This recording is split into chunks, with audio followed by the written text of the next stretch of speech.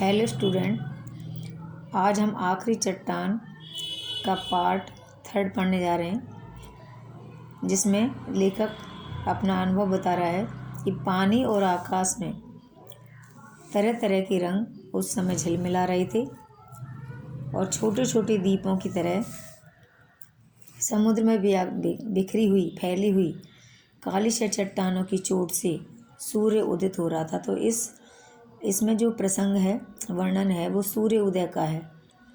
और सूर्य उदय के समय का वर्णन करते हुए कभी यहाँ वो लेखक है जो कह रहा है कि सूर्य उदय हो रहा था। उस समय घाट पर बहुत से लोग उपस्थित थे जो सूर्य को जल दे रहे थे, अर्घ्य माने जल चढ़ा रहे थे। और घाट से थोड़ी दूर पर ही हट करके गवर्नमेंट गेस्ट हाउस के जो बैरे थे, वे अपने मेहमानों को सूर्य उदय के समय की कॉफ़ी पिला रहे थे।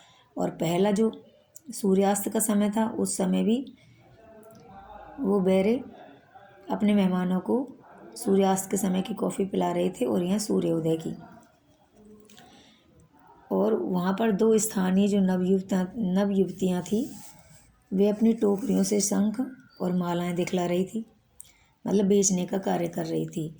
और वहाँ उपस्थित लोगों में से कुछ उन मालाओं और शंखों की मालाएं थी, उन्हें देख रहे थे और उनका मोल भाव कर रहे थे तथा अपने दूरबीन से अर्थात बाइनोक्यूलर से सूर्य दर्शन कर रहे थे।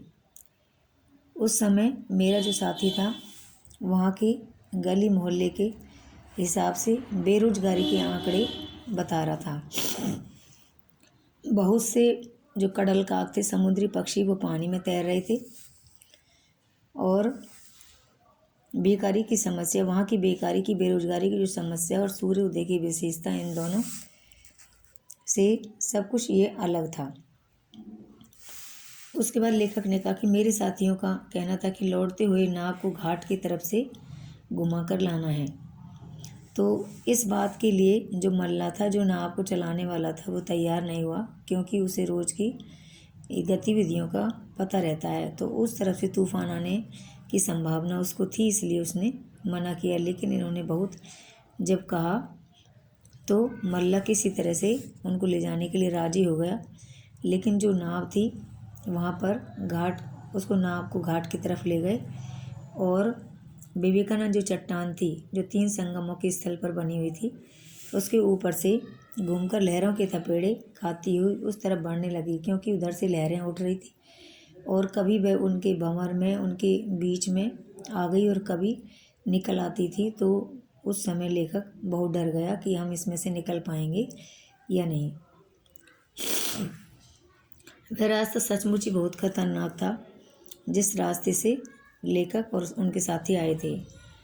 इसके बाद नाव लहरों के ऊपर कभी उठ जाती थी तो लगता था नीचे तक आकर ज़रूर उलट जाएगी। फिर भी घाट के बहुत करीब पहुंच गए। उस समय ग्रेजुएट नवयुवक ने यह भी बताया कि चट्टान की, जो वहाँ एक चट्टान थी, उस तरफ इशारा किया कि यहाँ पर आत्महत्या कर पिछले ही 2 महीने पहले एक लड़की ने वहाँ से आत्महत्या की थी। इस तरह से बताया कि ये चट्टान जो है सुसाइड पॉइंट है। मैंने आश्चर्य इस बात पर प्रकट किया, मेरा ध्यान उनकी बात पर नहीं था, उन्होंने जो बताते जा रहे थे उन पर नहीं था, क्योंकि नाव खतरे के निशान पर थी। मैं आँखों से तय करने की कोशिश कर रहा था घाट और नाव के बीच की दूरी, कि हम कितने समय में घाट तक पहुंच पाएंगे। इस तरह एक लहर ने नाव को इस तरह से धकेल दिया कि वह उलटते उलटते ही बची और एक भंवर के बीच में चली गई। अब लेकिन कैसे ने पता नहीं कि वो मल्ला की समझदारी थी या वो अपने आप ही जो लहर है दूसरी तरफ से निकल आई, तब थोड़ा सा जान में जान आई। इसके बाद उसने 2-3 चक्कर खा लिए, किसी तरह से मैं बाहर निकल आई। और इस तरह से लेखक को थोड़ी तसल्ली मिली। अब लेखक कहता है कि मैंने तब उस समय तक चट्टान की तरफ ध्यान से देखा ही नहीं, जिस तरफ से उन्होंने बताया कि यहाँ आत्महत्या की गई थी। उसके बाद लेखक कहता है कि कन्याकुमारी के मंदिर में पूजा की हम जब पहुँच गए घाट तक, तो हमने पूजा की घंटियाँ बजती हुई हमें सुनाई दी और वहाँ पर भक्तों की मंडली थी, रुककर प्रणाम कर रही थी। सरकारी मेहमान जो थे गेस्ट हाउस की तरफ लौट रहे थे।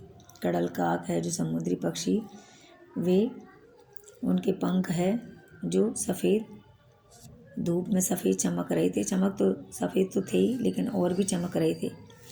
और इस तरह से लेखक उसके बाद एक शाम वहाँ रुक करके कनाकोर लौट आया, जहाँ पर उसकी मेज की दराज में 80-90 पन्ने थे। वहाँ जाकर अपने लिखे कागज़ उसको मिल तो गए, पर चौकीदार ने उन्हें मोड़ करके कॉपी बना ली थी और उसमें हिसाब लिख लिया। उसके बाद वह उसको दुख तो हुआ, जितना वह अपने सूटकेस भूल आया उतना ही दुख उसको भी, चौकीदार को भी हुआ, क्योंकि उससे उसने डायरी ले ली। और इस तरह से वह आखिरी चट्टान तक लेखक जो होकर आ गया। Thank you.